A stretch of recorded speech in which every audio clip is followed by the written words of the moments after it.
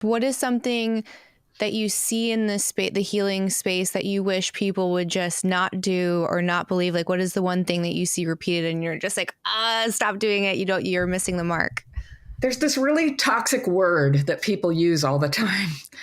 And it's because, where people go, well, yes, I'm, doing this terrible thing like stealing from, my employer or something.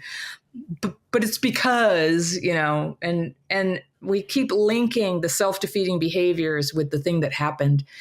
And there's a lot of people who will enable you to do that. And I get it. It's true. Like trauma leaves you with wounds and self-defeating behaviors. You did not ask for that. Mm-hmm. But, now you're grown up. If you don't change, it's going to take your life down. It's going to keep you trapped in trauma and feeling worse. And people who don't get better from trauma, by the time they're older, they get pretty messed up. We all know such people. They're up and down the streets here in the Bay Area. And with false solutions of focusing on, my mom, what happened, society. And I had a pretty messed up mom. I live in the same society as everybody, some advantages, some disadvantages. But here's the thing.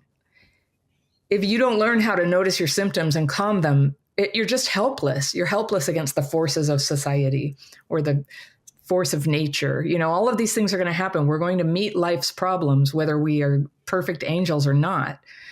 So becoming strong and aware is how we wake up. I think a lot of what we see in terms of, people who are engaging in social conflicts by screaming on the streets and stuff, they're dysregulated. And there's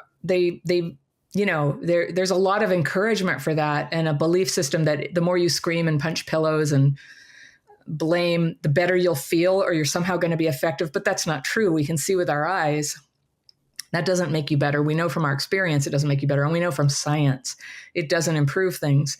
And what improves things is self-regulation. I really believe people, it takes all kinds of people to make the world a good place. And people are going to have different opinions and they're going to have different angles and they're going to be like this about things. That part's normal. But if you're coming at that dysregulated, you're pretty much just making things terrible for everybody. And I do think that that's true. It's true. And that if you learn to re-regulate, you can start to be effective. If what are you trying to do? Earn money, advocate for a certain public policy, change the world, save people. You can't do anything dysregulated. You can't even access your own thoughts because there's so much noise in your head. So you can't do it. So it keeps coming back to this core problem of neurological dysregulation. You can't really heal diabetes when you're dysregulated, and diabetes and other autoimmune diseases are very much a product of dysregulation. If you had, serious childhood trauma, it radically increases the odds that you're going to have diabetes, cancer, heart disease, high blood pressure, reproductive disorders, you name it. So when we learn to re-regulate, it starts to bring our bodies back into line. It starts to bring our perception back into just reality. And it can be a little bit addictive, that sort of exciting world where, there's like the bad guys and the good guys, and there's the narcissists and the angels. And, you can come back to something a little more real where it's like, wow, everybody's like a little bit bad and a little bit good.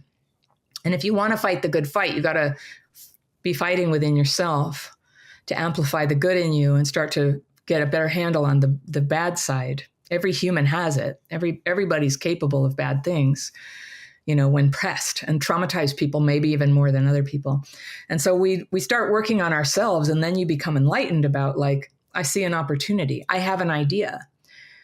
The techniques I teach in my book, Re-Regulated, the daily practice, what it does is it's a way to start taking those fearful and resentful thoughts and allowing, detaching from them for a spell. Maybe some of them are needed. Most of them probably aren't, but you don't know yet. You detach a little bit and take a rest. And it's kind of like taking a shower from your belief about what's bad and what's good and what you have to do. And then you rest your mind in meditation for 20 minutes, very simple. And then when you tend to come out of it a little clearer about what your next steps should be. Occasionally it's like a white light inspiration. A lot of times it's just kind of like some common sense comes in. I should get to work. I should get to work on time. I was late yesterday. I should get there on time today. Those are really healthy thoughts. That's what healthy thinking looks like. Is that so? Oh my gosh. I have I have three people in my life that time does not exist for Mhm. them. And I think, as with most things, you give people a lot of slack in the beginning, but the Yeah. more that it happens, the more it ticks me off. And I'm like, it is just so disrespectful to everybody when Yeah. everyone is constantly waiting on you. And Yeah. it doesn't matter, because there's always they always have a reason, or they're always super like charismatic about it so that you don't have a reaction, right? Like trying to Yeah. control everyone's response to like their very disrespectful thing.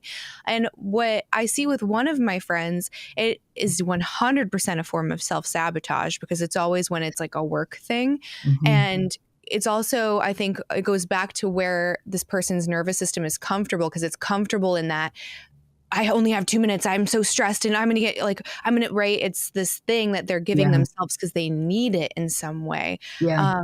Do you have any like quick, I guess, insight about that, or how to handle that? Or if you have a friend that does that? Well, it's interesting because when I was most dysregulated, I was late to everything. And it was partly because I was always trying to get some extra stuff done. I was a single mom and I always, had to try to get a lot done. But actually, I think by and large, in most cases, everybody's not the same, but in many cases, it's avoidance. And avoidance when you have dysregulation, the reason we avoid people and situations and structures is basically because they're triggering.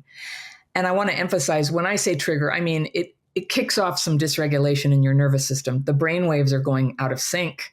It's very hard to manage. It can throw you off your game. And Mhm. so we're just unconsciously finding ways to like pretend we're showing up, but not show up. So we say yes to the invitation, but we don't come. It's too much. Mm. We're still sort of like in the car, kind of.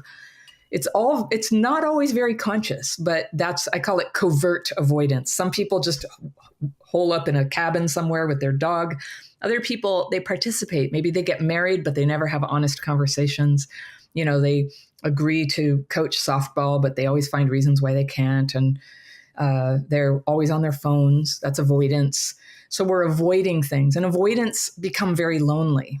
But avoidance it's a way to manage your own triggers, that when you don't realize that's what you're doing. A lot of bad things we do, seeking exciting romance is trying to manage triggers of that fear of being alone, and smoking cigarettes is managing triggers. You get to go outside and by yourself and take a deep breath, take 5 minutes. A lot of what we're doing is just trying to manage that. So if you can learn a system to kind of bring yourself back into a state of regulation, everything gets easier, and your potential it's like so fast, the way your potential will just start to rise up out of you, because you're not sabotaging so much. You're human, you're never going to be perfect, but there's so much less of that. And you can see red flags when they're waving in your face, and you can start to feel a natural affinity with people who are being open with you and kind, and it wakes up. It's like we're sleeping beauties. This stuff had to be shut down for survival, and now we're giving it space by re-regulating to come back.